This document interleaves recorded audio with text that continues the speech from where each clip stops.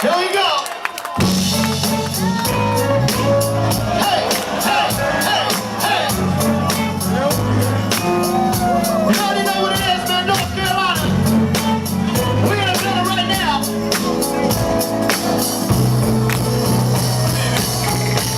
What y'all say? Let's go. When I say name, you say wonder. Name. Wonder. Name. Wonder. When I say name, you say wonder. Name. Wonder. Name. Wonder. Absolutely. One more time for the homie night. We're in the building, y'all.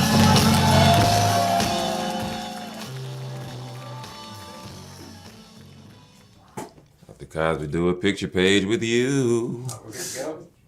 We rolling. Let's go. All right, so just introduce yourself.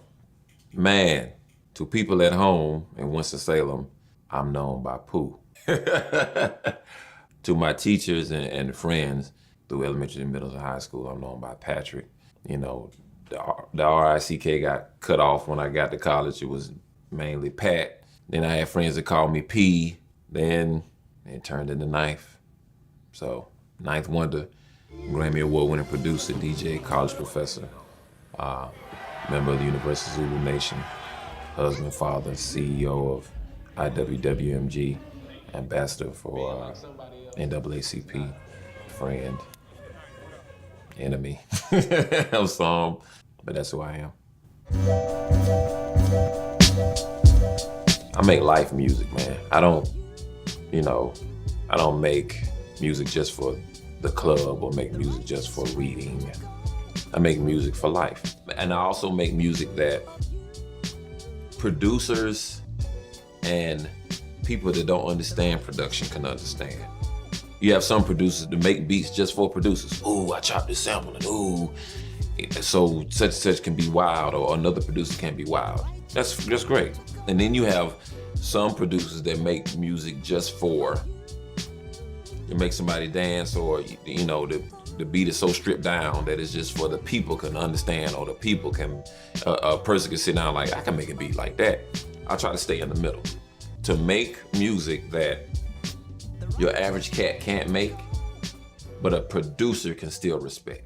And it's kind of hard, you know, my wife says it's kind of hard being a different kid, you know? It's always been hard in high school, middle school, elementary school, to be the different kid.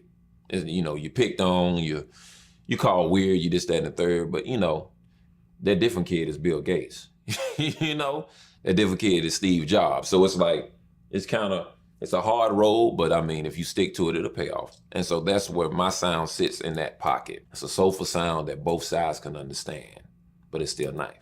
So just for an example of what I do, there's a guy that goes around that sells records to a lot of big beat makers, and he lives in Charlotte. So he goes around because his dad has like 50,000 records, literally 50,000. So he goes around and he sells records, and you know, he'll come in my house and he'll say, I got a record, and he has a record that sounds just like you. For example, I've never in my life seen this record at all. And I know a lot of records, but I've never seen this record. Osborne and Giles, 1985. So it's like, I got y'all the name? Okay, work on that. Okay, so it's 9 songs on this record, but he comes to me and says, Ninth, this is something like you or you, so listen. Hey, where'd you go on a minute there a while ago? How did it work out? I'm so sorry to hear that.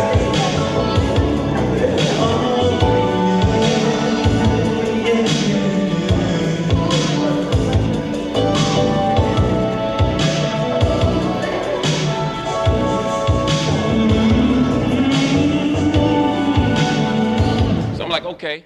What I do is I take the record and that's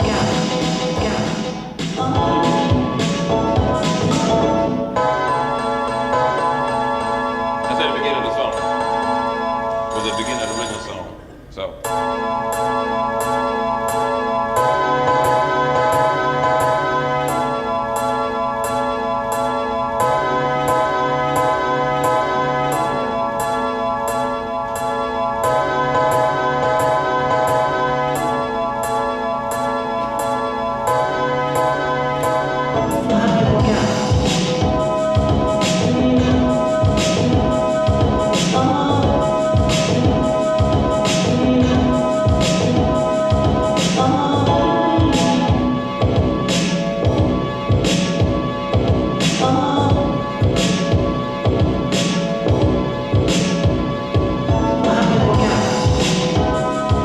So turn that into that. Man, the name actually came from me writing down a bunch of names. I was in a history class. So I just put a bunch of produced by. So when I put produced by Ninth Wonder for It's a Wonderful World, I was like, that's it. And also I was a big fan of Digable Planets. And they had a song called Ninth Wonder. There's a scene in that video where Ish is turning the corner, you know, Butterfly from is turning the corner, and he had on a Brooklyn t-shirt. And he said, I'm slicker this year, I'm slicker this year. So I thought, if I can get my music and my whole persona, it'll sound and it cool as him turning that corner, and I got it. And so that's what Ninth Wonder, that's where I got Ninth Wonder from. So if you watch that video and listen to any of my music and see how I move as a producer, then you see where I get kind of my whole aura from. Special, something more than special. I mean, you know, I guess from the producer, like the way his drums are EQ'd, the way the chops are organized, and it's almost like painters, you know, producers are all like artists. So it's just like if you are a fan of art, you can just like discern between two artist styles, and it's hard to pinpoint it. There's little trademark things that every artist does that you'd be like, okay, that's his shit. Because I feel like beats, they show your personality, you know what I mean? And that his beats, if you listen to all his beats, that's nice. We feed off of each other's energy, like when another producer does, that's how we all stay on point. So to have other producers in the game that you respect is important. I have to call Ninth or email him when I hear some new shit. Yo, what's the matter with you, man? Fuck is the matter with you, man? You know, I have to hit him with the, you know, what do you eat? What did you eat that day? What was the recipe? You know, because that's how we stay on point with each other, you know? I gotta hit him up and let him know I'm listening, man. Because that shit will send me home to make some shit. That's how we do it.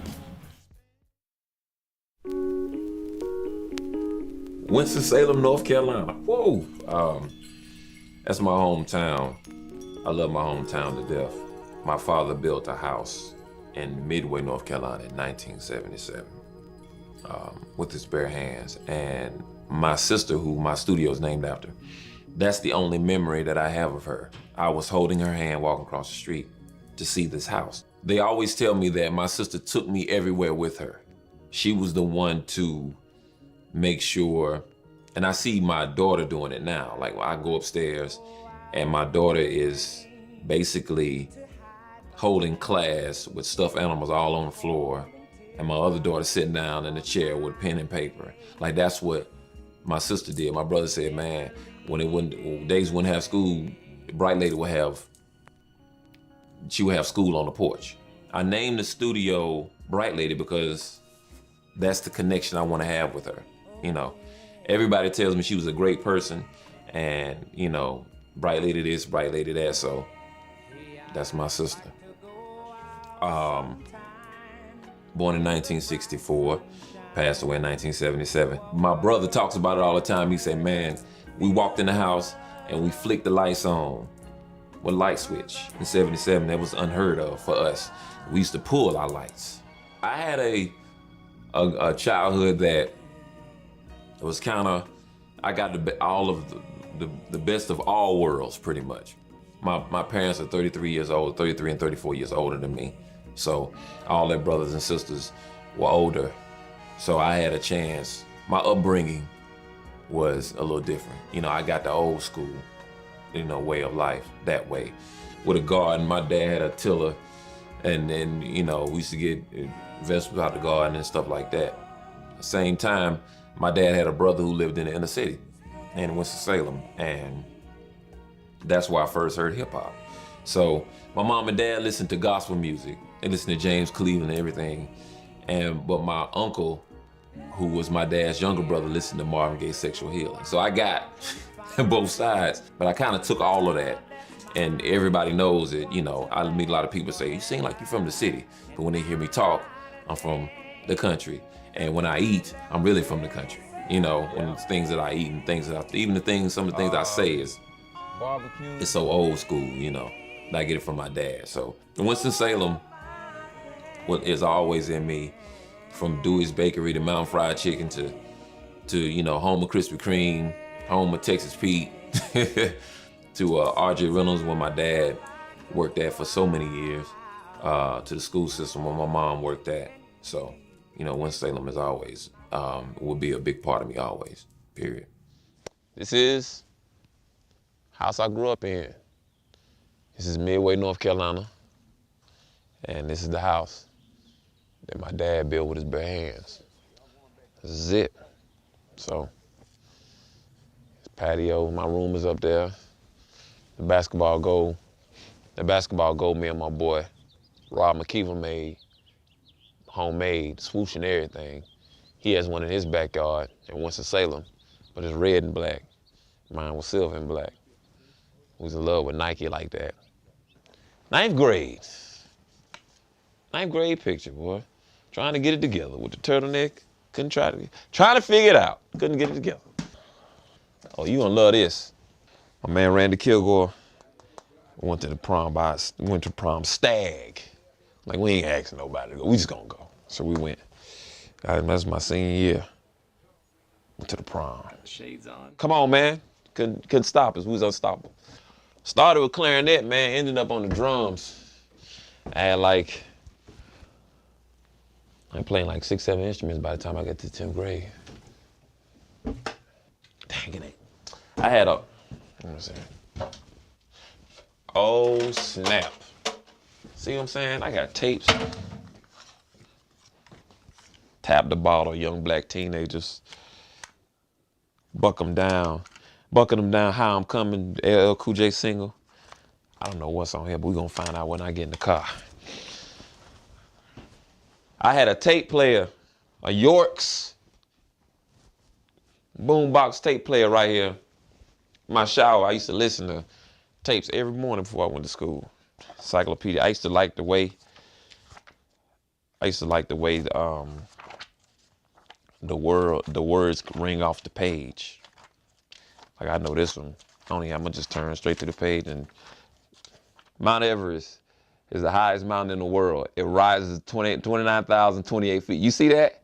Did you see it? I read that so many times, man.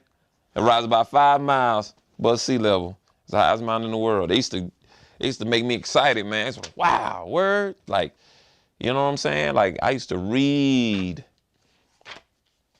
This came from a program I was in at Wake Forest called Project Ensure. And we was all selected out of the 8th grade to ensure us to go to college. And 𝗕𝗥𝗓𝗡𝗚𝗓 was one of our instructors. He came to speak to us at 14. We had to read that.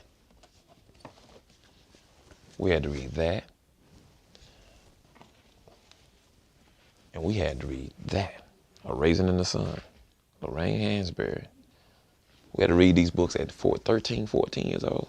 This was my sister's book, too. See Evelyn Douthit? Wow. And this crazy thing, I remember I used to put my fingers like I was playing something when I was little. That's going with me too. These trees, that tree, those trees. My dad planted those trees. And look at them. This is what keeps me sane.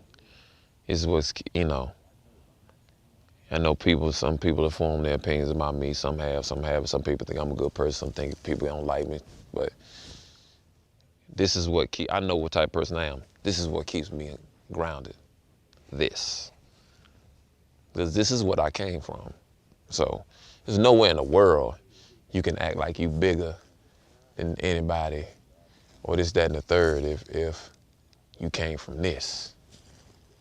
You know what I'm saying? Like, there's no way. And it's quiet like this all year round.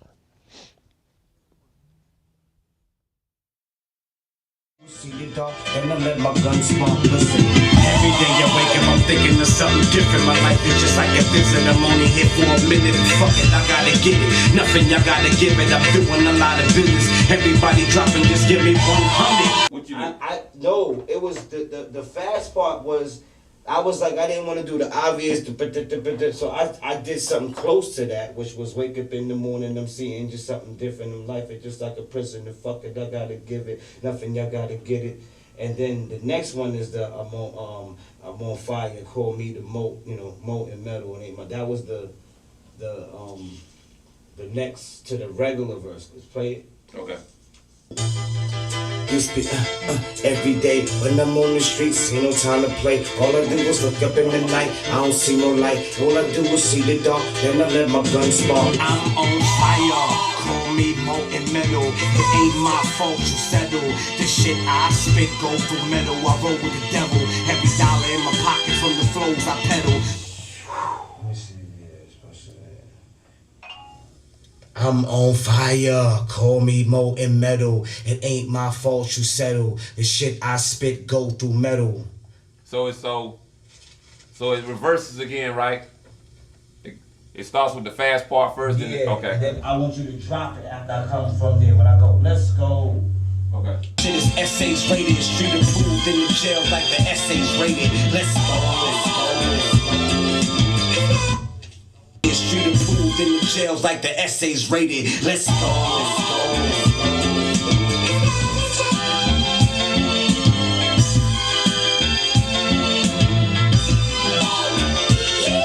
Get lost. Used to be every day when I'm on the streets.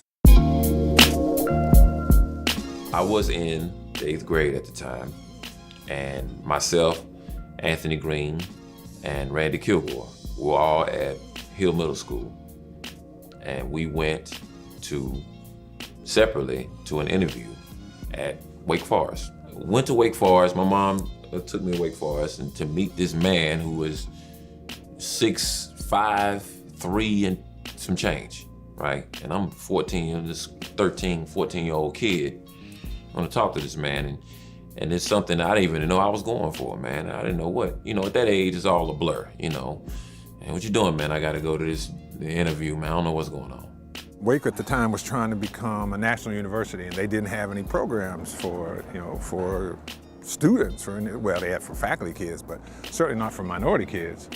And so I said, hey, why don't you try this? And so we put together a proposal, sent it off to the Babcock Foundation, and they funded it, and they just said, okay, go ahead and do it. So I went around to the schools and started, selecting kids in the second semester of their 8th grade year, and we kept them all the way through high school. And it was really about, at that time, also getting more minority kids, more African American students. Wake had their self-interest; they wanted more African American students to enroll here, and I was interested in having more African American students go to college, period, and finish high school. For a lot of us, the whole college atmosphere was kind of a foreign thing.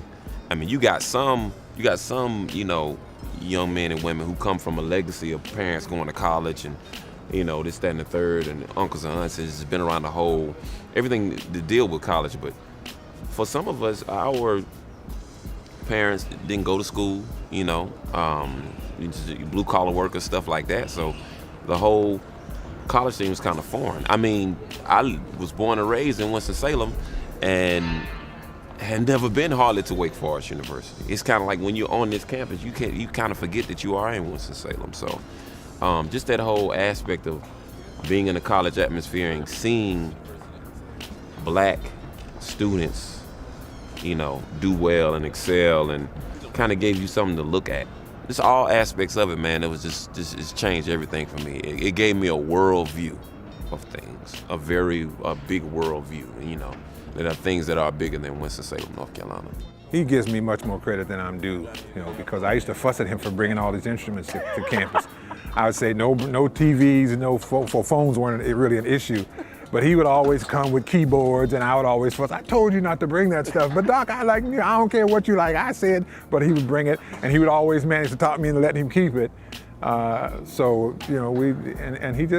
just mushroomed, just like so many of them. And this happened around a great time where Do the Right Thing came out, and School Days was out, and the Cosby shows on TV. Different World was 2 years in, so this is like the best time to be a 14-year-old. If you're gonna make a turn, this is the best time to take this turn.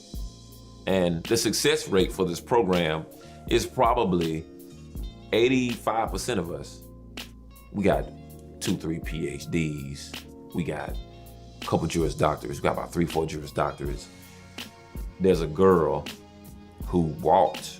She came up in a battered home and she walked to her interview from downtown Winston-Salem and walked back when she was 14. She is now the assistant director of UCLA's biology program.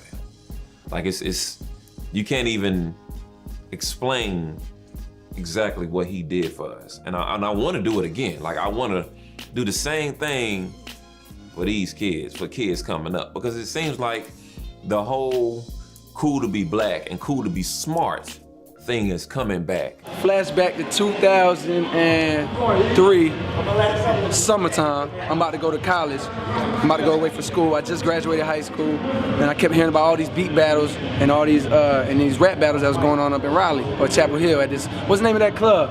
506. It's the local 506. 506 club. So I just graduated high school.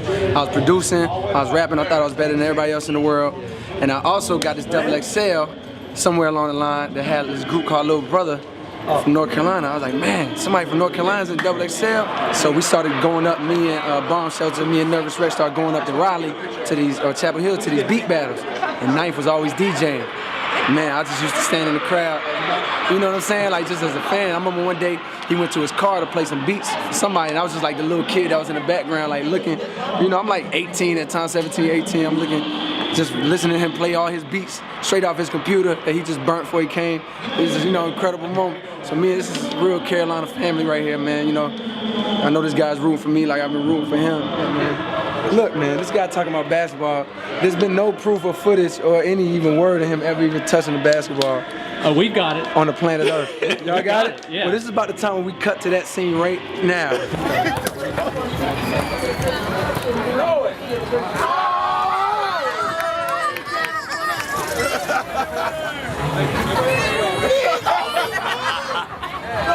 Thank you, sir. Thank you, sir.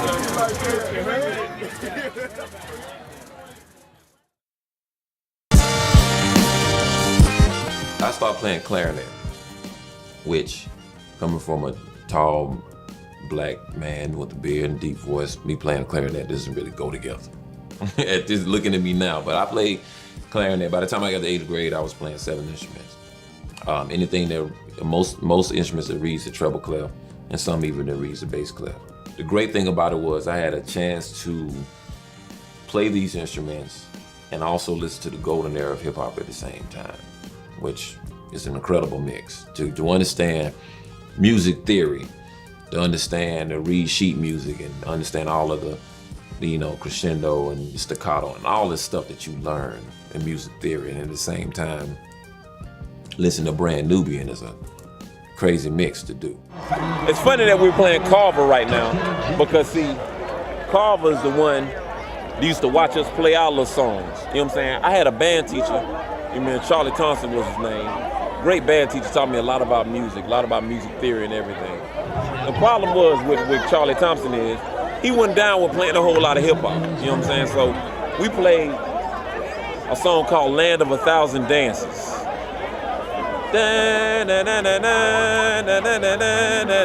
That's called, if you never knew what that song was, the name of that song was called Land of a Thousand Dances. We played that song, and that was our get hype song. But when we played 𝗕𝗪𝗪, the bad thing about it was, 𝗕𝗪𝗪, you see how we play our pitiful Land of a Thousand Dances song, and then they'll stand up and play They Reminisce Over You or something like that. And what's be crazy is, like soon as we done, and we know we have to, woo! One dude stand up, a saxophone player stand up like this right here, and pull his saxophone out and be like, then the whole band up. So we ain't play no hot jam. To be real with you. We ain't march like that either. I was in all-county, all-state orchestra and band. Once I got to 9th grade, you know, band suits wasn't cool, so I stopped doing the band suit. But my mom brought me keyboard after keyboard, from 7th grade up to 12th grade, I think I traded in keyboards like cars. Like I was just keyboard. And I was playing stuff by ear that I didn't know that was samples. Because my mom and dad didn't have a lot of records, you know. They kind of came from the generation before vinyl really got popular in the 70s. I just got turned on to the whole world of stuff we heard in the background of these records was records from the 70s. Messed me up. I was like, what? You mean to tell me that they're taking music from the 70s and turning it into music from the 90s, and we loving this stuff? So what is these sounds that's in the background? Like, I need to know more about it. And shoot, man, 15 years later, 20 years later, man, I got almost 20,000 records. Staring, looking up like, what in the world I get all these records from?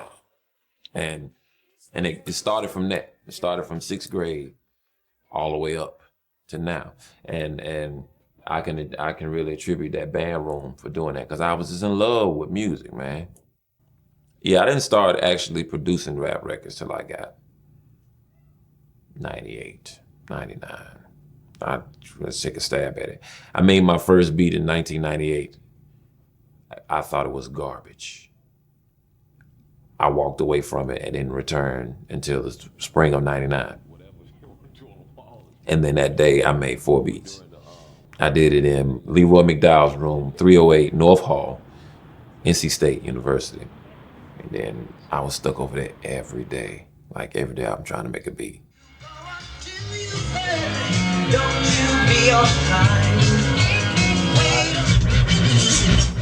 See, this thing about 45 is hard.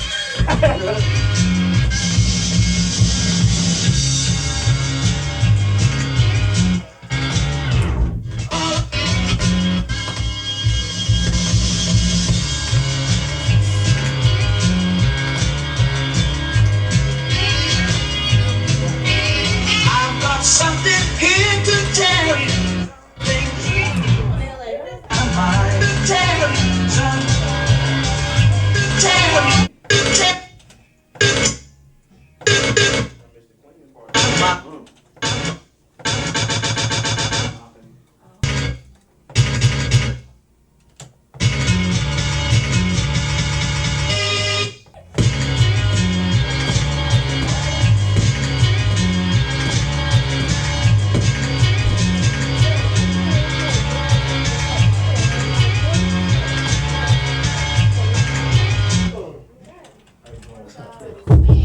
There we go.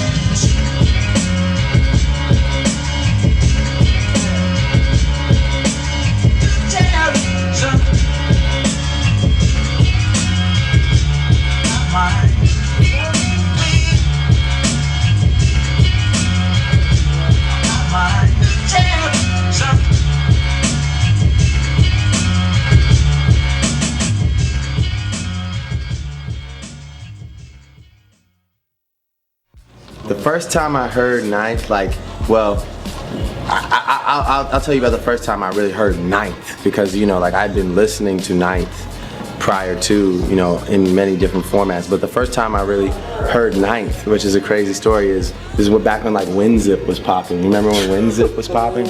And someone sent me this WinZip file of Ninth Wonder beats, like way back in the day, and I was just going through these beats, and they were all clearly at that time beats that I could never get or never afford, but someone had them. And so I used to listen to these beats all the time and write to them, and then try and get this other producer in Toronto to make beats that sounded like that. What producer was that? Well, I'm not gonna say his name. Okay, but yeah, so yeah, that was like really the first time where I was like, I was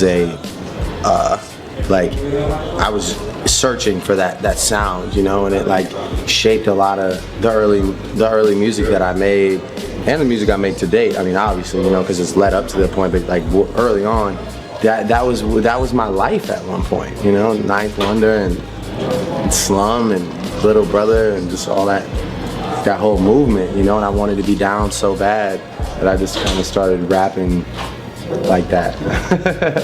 Yeah, so I mean that's really my like beginnings, my Ninth beginning. As it started, it was Phonte, Big Pooh, and Ninth Wonder. Started by the craziest of ways in 2001. We recorded a song called Speed, and I looked at both of them and I said, man, I want to be a group. And Phonte's like, well, it doesn't work. We always got Speed, but if it does work, we're on to something. And that was the beginning of it.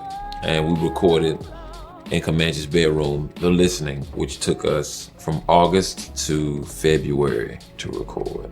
Some people say it's still our best record. It's a perfect album almost, some people would say. And the way it was recorded on speakers that didn't even pan. And for people who don't know what pan means, if you put on headphones, you hear stuff in this ear and you hear stuff in this ear. So stuff is pan to the left and stuff is pan to the right. Well, these speakers, there were no pan. So I had to gauge where exactly the pan went. So it took a lot of burn CDs going back and forth to the car to gauge it. Once I got it, that was it. So this is the way we recorded it, how we recorded it. Just the way it was put together was just an incredible feat. I don't think it'll ever be done again. Once in a lifetime. I don't even think we saw any of it coming. I don't think we saw what we were in store for or how our life was gonna change for better, for worse, for whatever. We had no idea. I try to tell cats all the time, don't go into doing music looking for a deal. Do the music.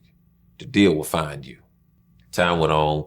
We did the minstrel show after that, which we signed to Atlantic, which we signed on July 14th, 2004, which is, I looked at Phonte, I said, you know, today is French Revolution Day. This is Bastille Day. And he was like, only you would know some stupid stuff like that. But I said, yeah, this is, you know, maybe this is a revolutionary movement, who knows? And then through so many, you know, and I never talk about it, and I vowed that I never will talk about it. But through so many miscommunications and so many, you know, this, that, and the third, whether it been me, whether it been Phonte, whether it been Pooh, whether it been whatever, Little Brother as 3 members is no more. Little Brother as 2 members still lives. Right? For whatever it was my fault in it, Tay's fault in it, Pooh's fault in it, because I never one time said that I didn't have a fault in it. But for whatever it is, we made some of the most incredible music, and we spawned a whole new generation of artists. I met so many cats that say, man, you know, I've been listening to LB since I've been 15. And I'm like, how old are you? 22. That person was Big Sean. Like, it's stuff like that, the people that we touched over the years, and we were the little engine that could. The thing about me and Knife, you know what I'm saying, is that, you know, in order for us to get to the point that we're at now, it just both took a lot of growing up on both of our parts. You know what I'm saying? We both just really had to just, you know, kind of take a long look in the mirror and really just, you know, face, you know, a lot of ugly stuff about yourself that you may not really want to. But that's just a part of being a man, you know what I'm saying? And, you know, during the time of, you know, when we were together as little brother, you know, me and Knife was always, our bond was really always deeper than music or than, you know, it really went beyond the studio.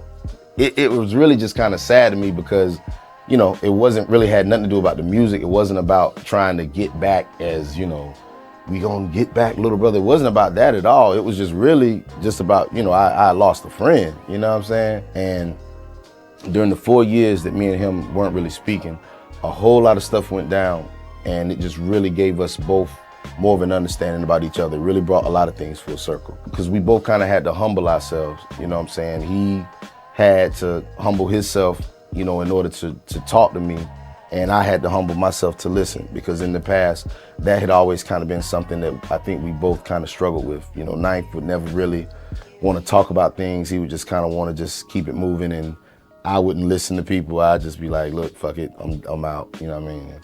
And so we both kind of had to grow up a lot, and it happened when it needed to happen. So over the years, you know, it's really been just an evolution, you know what I'm saying? But at the core of it is just really still just, you know, Phonte and Pat just laughing at shit and clowning. Like that's real. I cannot make it no plainer than that. I mean, if we was to never record another song ever, I mean, it would just be us like clowning on shit. Like that's really it, dog. Like that's.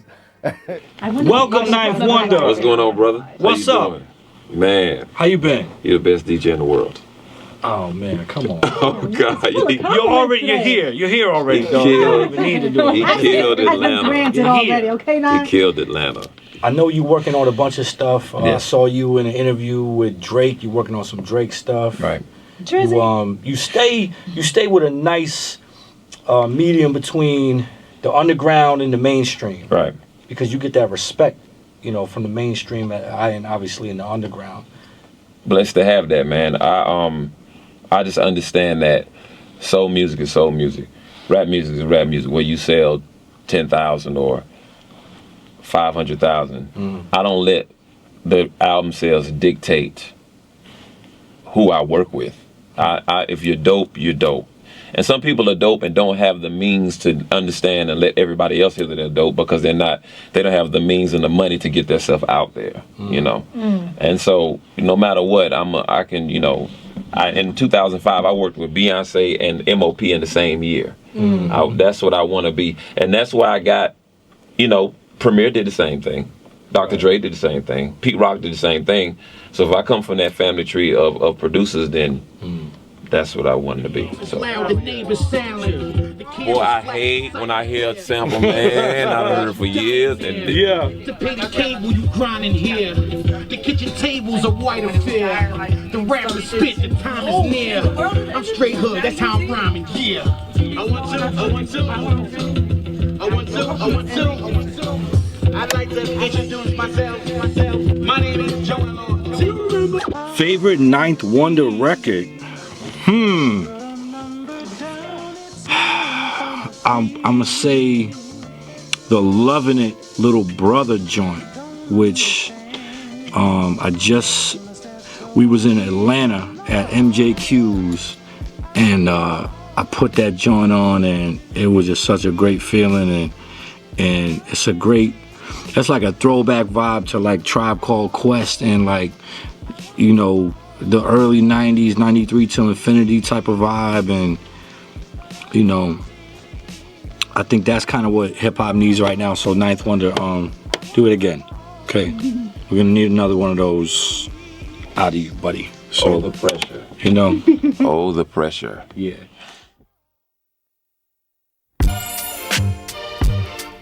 How many beats have I made?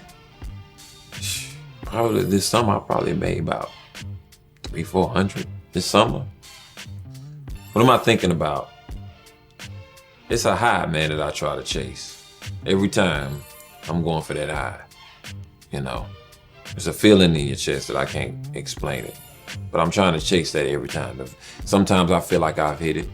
Sometimes it may hit somebody else. I guess I'm chasing the same feeling that I got when I heard Electric Relaxation, or when I heard They Reminisce Over You, or when I heard Madism, or when I heard Who Got the Props, or The Blast. I'm chasing the same feeling. You know, like, what in the world is this? Like, that's what I try to chase when I make beats. And it's just, you know, it's repetition. It's like shooting jumpers. I mean, you shoot 1,000 jumpers a day. Some jump shooters shoot 1,000 jumpers a day. It's the same thing with beats. You got to make beats every day. If you can, make beats every day so it becomes like breathing to you. You know what I'm saying? Some beats you take 10 minutes to make. Some of my bangers I made in 5 minutes, you know. But that's what it is when it comes to the beat making. It's definitely like breathing. It's definitely a practice over and over and over and over. It's the foundation for all of this, making beats. He chops samples, but he catches those spots the same way where it's like, what the fuck is this shit that he's chopping up? And then he'll even take records that I've been messing with and manipulate them so nasty that it's like all of a sudden I kind of want to go back to it and try to top him, but you know, I can't battle tonight. He's funky, and that's the bottom line. Let him have his funk. We're both James Brown. You know what I'm saying? That's James Wonder. I'm James Premier. First it was Cool Edit and Hammer. Archaic. Then it was Cool Edit and Beatbox. And then it became Cool Edit and Fruity Loops. And I wasn't trying to prove a point by, I'm gonna make beats on the computer and show the world. Like, I was just trying to make music. Like, I was trying to make music the best I possibly could. Trying to make some jams, man. It goes back to the whole thing when not overthinking, you know. I was at Jazzy Jeff's house one time, and I had my laptop up, and he had keyboards and beat machines and all on the wall, and I kicked out like 13 beats one day. He said, man, Knife, I came in here, man, with this little Hewlett-Packard laptop and banged out 13 beats. I'm here looking like Starship Enterprise, and I ain't got one out today. So that just told me that it's not the machine, it's the man behind the machine. I was in the studio with Destiny's Child, and Matthew Knowles walked in, and I just made the beat for Girl, and Girl beat was playing. And I think Beyonce had already had a recorded her first verse or something like that. And he listened to the song, and he was like, oh man, that's a smash. And Beyonce turned around, and she just turned into Dad's Little Girl like for about 5 minutes. She was like, guess what? He made it on that and pointed to my laptop. All he made it was on that, Daddy, on that. And I was like, man, can't a man alive tell me I need to change what I'm doing, you know? That's the whole Fruity Loops thing, man. I kind of shocked the world with it, man. A lot of people said, I can't believe you did it all on Fruity. You believe it. I run my Grammy off a program I downloaded off the internet. It says, present this a certificate to Ninth Wonder in recognition of your participation as producer on the Grammy Award-winning record, The Breakthrough, 2006 Best R&B Album at the 49th Grammy Awards. Actually, this is made out of real gold. That's what I was told. But this is it. I put in another frame. But to say that I have one of these and I can put this in front of my name is incredible to me. He's got an incredible ear. You know, nowadays with technology and everything, it's pretty easy to take a record and chop it up and manipulate it, but really what it comes down to is having that ear for samples, having that ear for arrangement. And I can tell that Ninth Wonder he's a true musician. Just the way he chops his samples and just his ear, man. He's got an incredible ear, man. And he just has, you know, he paved his own lane and he created his own sound. The first time I ever seen him make beats, it was probably like 40 minutes, like a 40-minute span. He made 4 beats within that whole time, and he didn't even listen to the whole sample. He was sitting there with the MPC, his record player, and he just went through. He didn't even listen to the whole sample. Like when I make beats, I'll play the sample okay, I can use these parts, and I'll go back through it like a million times, but he was just playing the song, and then he's like, oh no, and then he just would drop it. He didn't even listen to the whole song. Dropped it, and then he's like, oh wait, what's this part? And then just fucking went crazy on it. The snare, I got about 10, 15 snares, man. Like, it's, you know, it's become the thing with me.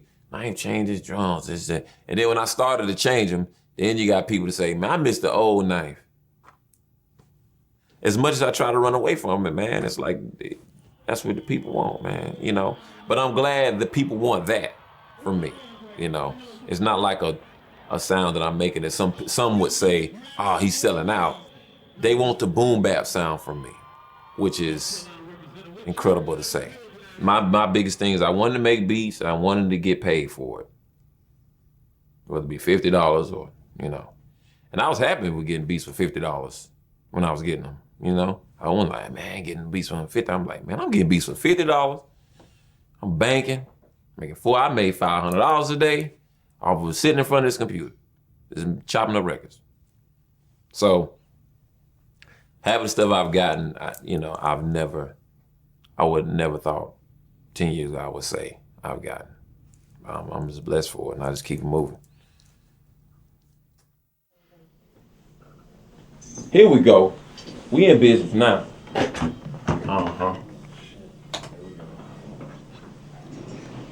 Let's see what we got here, Mr. Kenneth Price.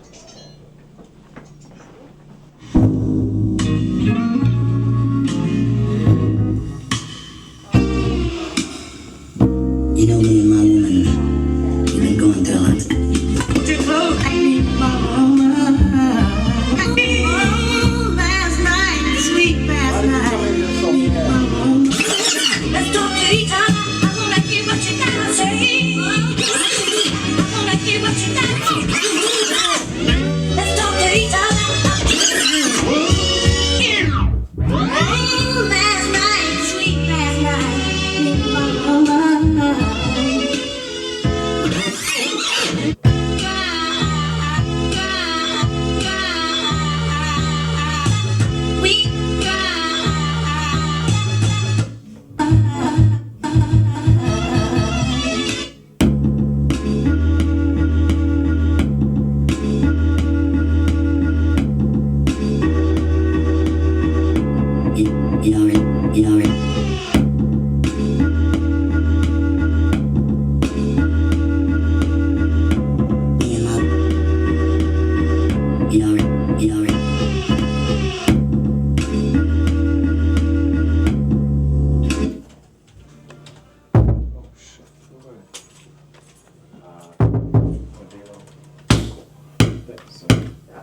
Sir.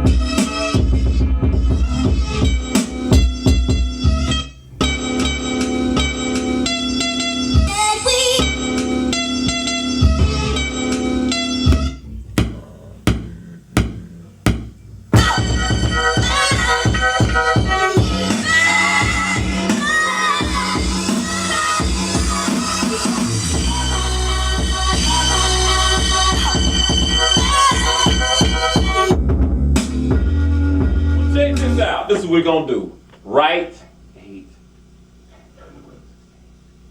20. Everybody 20 bar verse. 20 bars. That's all you need. We're gonna play this little deal at the beginning.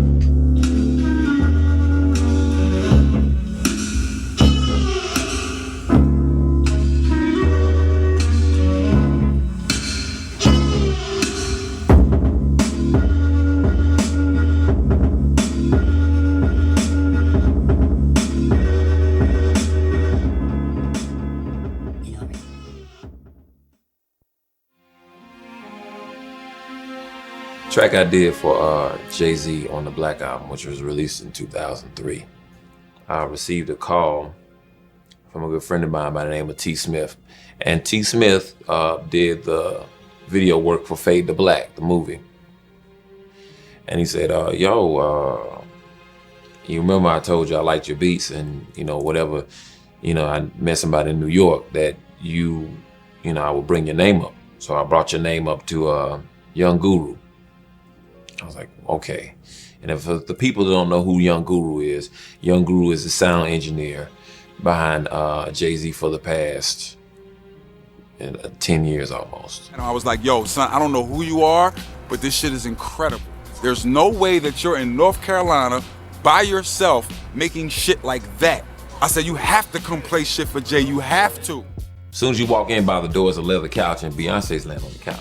So this is way before the whole, is Beyonce and Jay together, are they not? You know, I saw this way ahead of time. Never said anything, you know, I guess it was a test of my loyalty or whatnot. But, you know, I went and sat down, and I sat right in front of him in the chairs. He sat on the top of the CD rack, and I played 29 beats for him.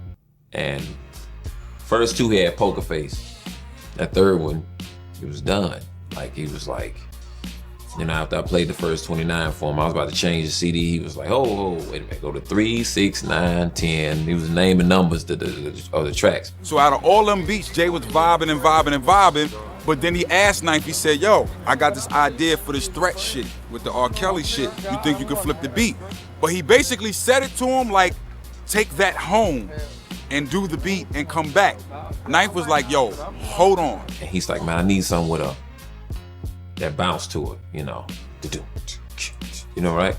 And I'm like, all right, that's easy. He said, I got this song. He reached up and grabbed the CD and gave it to me. He was like, see what you can do with that.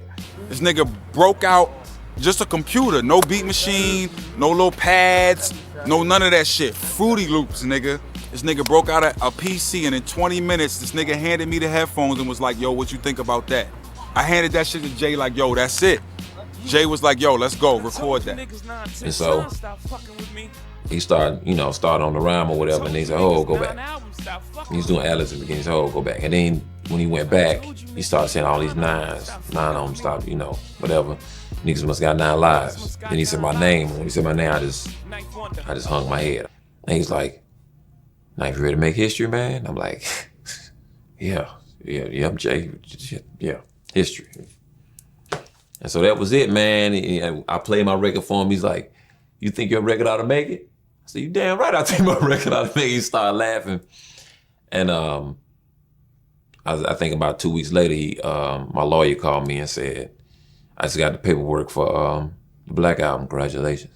And that was it.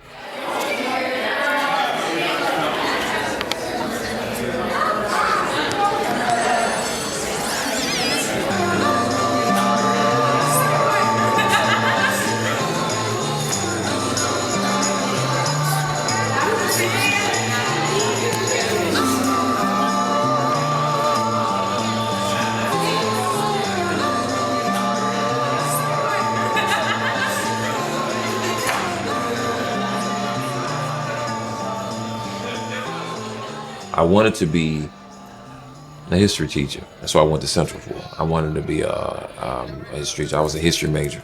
You know, I felt like it was a void, you know, in academia when it came to just a study of the culture. I think that's the biggest problem with hip hop. We don't have a medium where we can really talk about the culture like it's supposed to be talked about. I taught 3 years in North Carolina Central. I taught from 1968 to 1997, because that's from the assassination of Martin Luther King to the assassination of Notorious B.I.G. And I did that because a lot of schools, they don't even talk about Black history between that time. If we want our kids to pay attention to it, why don't we tie it to music? Which throughout that course of time, you know, music has shaped this generation, especially the hip hop generation. So another gentleman by the name of Dr. Mark Anthony Neal, who actually wrote the book we were using in the class at Central called That's the Joint, came to me and said, look, man, why don't you come over and Duke Duke University and let's do something. And I'm like, oh, okay. And so we went to Duke and we taught a class called Sampling Soul. And that was a class where we just took a sample of every piece of the black music diaspora, right? Sampling Michael Jackson, talking about Michael Jackson for 3 hours, and sampling Illmatic, where we had 20,000 unique viewers on Ustream, sampling Geography, where I talked about Gamble & Huff, Solar Records, Motown, and Stax, the difference, how, you know, in the Minneapolis sound, how it differed when it comes to Geography. You would think something that was started by us, not to say that we're the only people that's in it, but something that came out of our culture, something that came out of the civil rights movement in the 60s, something that came from James Brown, we will be more intrigued to learn about it, the true essence of it. But black schools tend to push that away. You know, they don't want to be attached to it because of what they see on television. They don't want to be attached to it. And it's the same thing that happened to jazz, the same exact thing. We tended to, in the 60s and 50s, 60s, 40s, 30s, we wanted to push that away. That was the devil's music. We didn't want to be bothered with it, blah, blah. It was this worldwide phenomenon, and you know how jazz is now. I think a lot of us have the idea, since I'm black, I don't need to know. I'm already black. Why I need to know is it's called knowledge itself, knowing where you come from, knowing where you say some of the words that you say, know where they came from. You know, some people don't think that's important. And that was the biggest thing, the battle at a black school. It's like, you don't want to learn about your own culture, but you go to this predominantly white school and you got a lot of white kids that want to know. They're intrigued to know as well as their own. So it's kind of, that was the biggest difference between the two. I was a part of an art exhibit called The Record. And this is my section of the art exhibit. It's called Soul of a Beat Maker. And all of the records were, you know, supposed to resemble members of my family, or who could be in my family, or people I've seen over the years. And like, yeah, it looks like a cousin, or, you know, this is like a big family reunion of sorts, you know, from Curtis Mayfield to Bobby Womack to, you know, Tasha Thomas, like just different people. And so that's why I chose the records that I chose. Everybody had to have a theme, and my theme was, you know, it's called Soul of a Beat Maker. It's kind of dope, man. You can come and actually listen to, you know, my stuff. Funny to say that I have an exhibit here. You know what I'm saying? Like, that's the thing that's funny for me, being where I'm from, to say that I have an exhibit in a museum. The internet has made the fan level go down. Everybody's a critic. Everybody's a critic, everybody's A&R, everybody's a manager, everybody's a producer, everybody's a rapper. Like, nobody wants to be a fan anymore, of just fans of the music. Although it helped my career push along in the undercurrent, you still just got that wave of people, man. You know, some people call them haters. I call them nothing to doers. You have nothing to do. Like, you know, you get on the net and you just want to bash. If I don't like your music, I'm not gonna waste my time talking about how much I don't like your music. Early on, it was hard for me to deal with, man, you know, because it's like there's a crowd on the internet that they want you to stay just to them. Once you become bigger than that, then you automatically suck. And it was hard for me to understand that, but that's just the way it is. Some cats just want to keep you all to themselves. They want to have, oh, you don't know nothing about Ninth Wonder.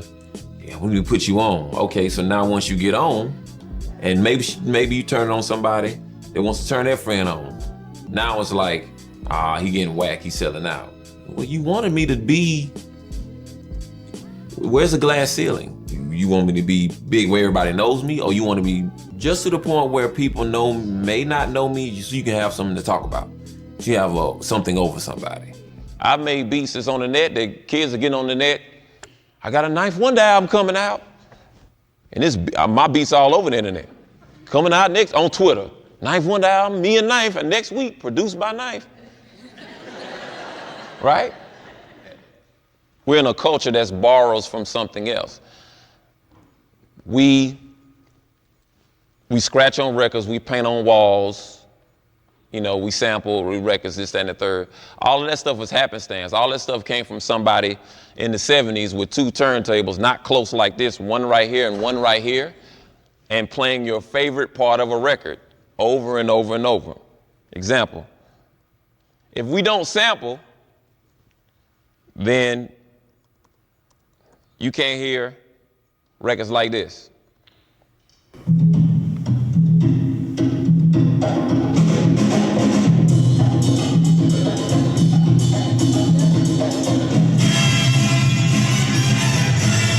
That song goes away.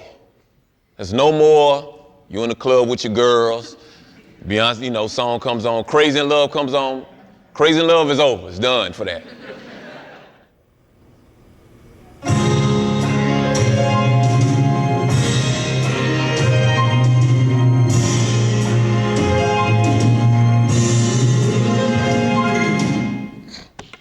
Hit! I mean, listening to the sample, they did something to it. Like they let that play in the beginning, and then they, you know, chopped it up when he started rhyming or whatever. But I mean, if you take sampling out, you have no, hip hop is gone. That's it. Yes. You know, you got people on the internet that want us to keep going. Hey, why don't you keep making beats, Knife? Why don't you keep doing this? And we gonna keep putting out albums. In order for me to keep doing what I'm doing and not getting a real job, you have to buy my music. For me to sustain a career, for me to not having to go get a real job. I can't say a real job. A 9 to 5, which would take away from me making beats that you love. Like it's all a circle. And people don't understand that concept. Yeah, you know, on the internet, they got everybody kits. Knife, Neptunes, Timberland, Swiss, Kanye, me, Just Blaze, everybody. So I went, downloaded his shit. Shit, why not? Someone gave it to me. It's hip hop in its best form. B-boy. It's just soothing to the soul, man. That's all I can say, man. It's soothing to the soul, man. You hear it instantly. It is what it is, man. It's not over technical. Good music is good music. Industry doesn't understand family, and family doesn't understand industry. If you say I gotta go to this recital, you know, some cats are like, you know, they can stay on the road all day and they can do this and they can studio all night, and which sometimes I still do, but they can just go leaps and bounds hard all year long without taking time off for themselves. And they can't even take time off for themselves, so you know they're not gonna be able to take time off for a family if they have one. The flip side of it is, sometimes your family doesn't understand it. In order for us to eat like we've been eating, I gotta work. And when you come from a 9 to 5 type culture, like North Carolina is, you know, some people understand they go to work at 9, they do their job. 5 o'clock, they leave all that paper on work on their desk, they go home. But when it comes to hip hop, and my job it can be around the clock sometimes. You know, I'm my own boss. Sometimes I have to tell myself to keep going. Sometimes, you know, I don't know how to tell myself when to stop. But sometimes I'll be like, all right, it's enough. I'm not doing anything today. Nothing. You'll live to regret it. You'll live to regret the fact that if you miss something of your child's at a school, you know, that's burnt into that child's mind forever. Forever and ever, never. And that's a lesson I had to learn with my son, you know. I wasn't ready for my son when he came. No 20-year-old is ready for a child. And I had to learn that lesson with him so I wouldn't make the same mistake. Not only in the game, but I had to learn how much it means to be in a child's life. And I had to learn it with him. And then I got it right the second time and the third time. So that's the thing about it. You just have to make it to the point where you just say, yes, no, I don't care what you say. Because at the end of the day, you have to make your own decisions.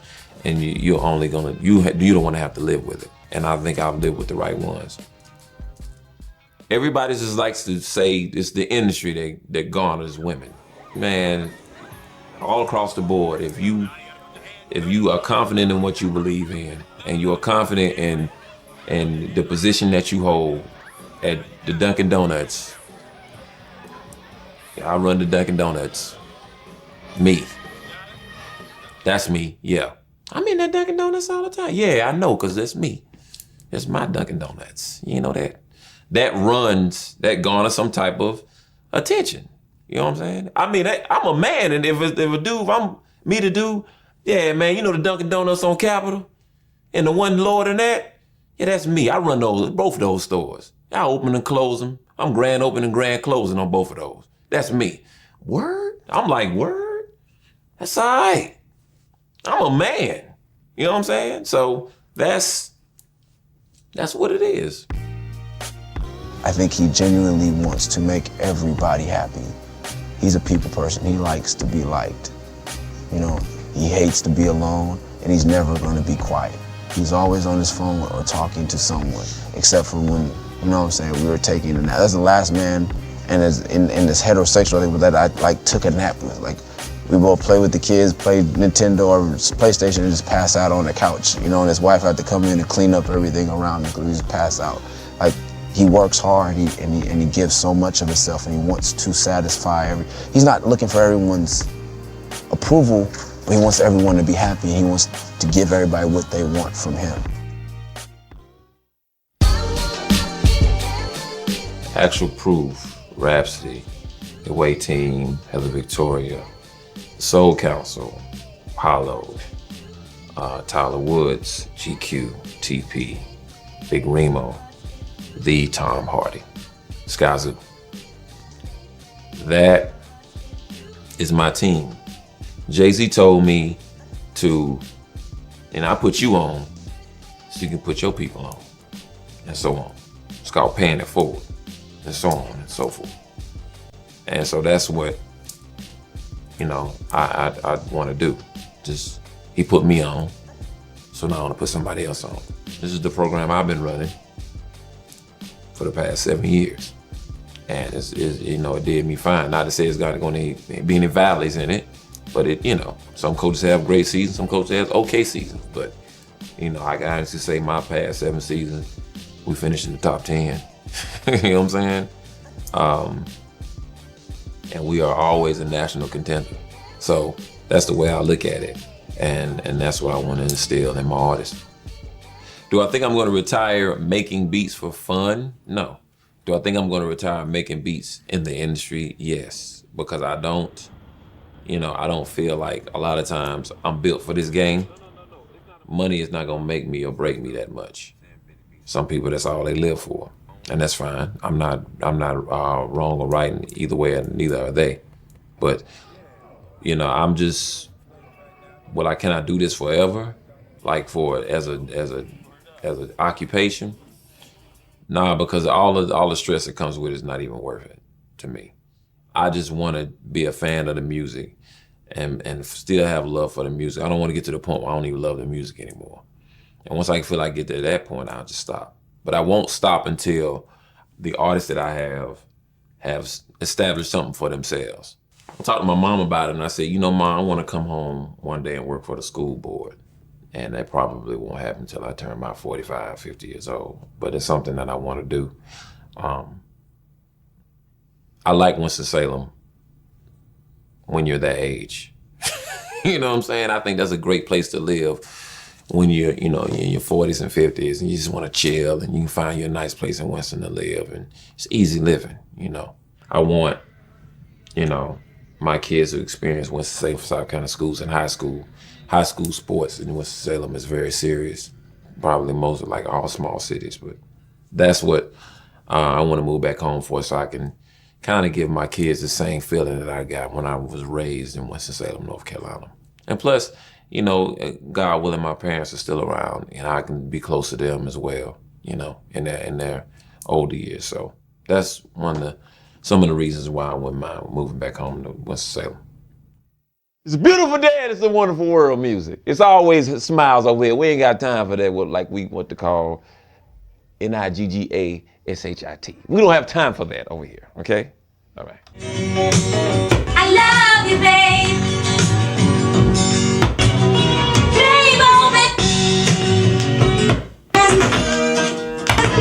Instant replays, nights that we started. Brings me happiness. Stimulations, warm sensations. Happens in my chest. And then, mysterious.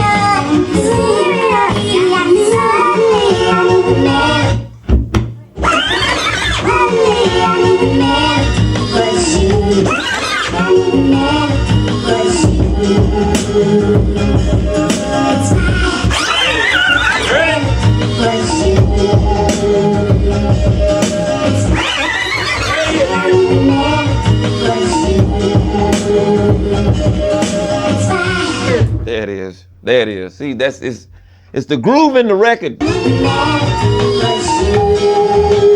What is that?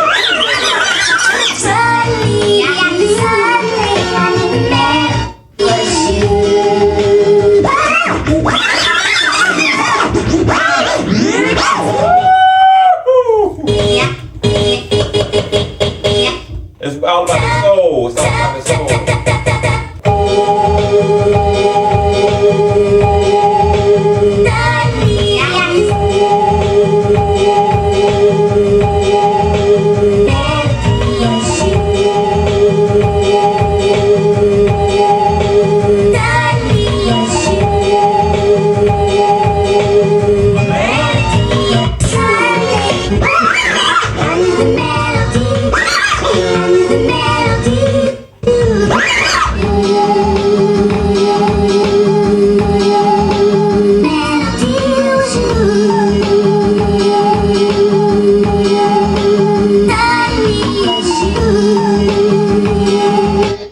That's a fun time. Let's bring them back out. He been asleep. Let's bring him back out. It's older but goodie right here. The one that people love and the one that people hate. The knife snare. 1, 2, 3, 4.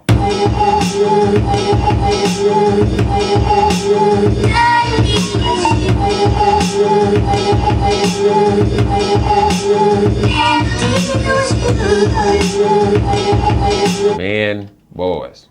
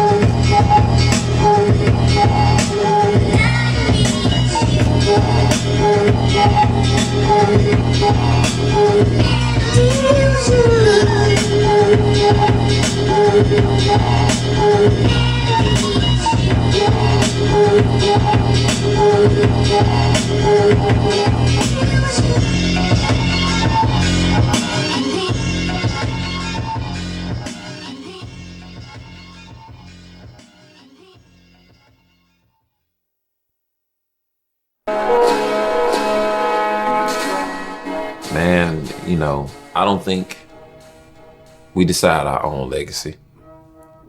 Be honest with you. When you lead a game and when you lead a serve, people will decide the legacy for you.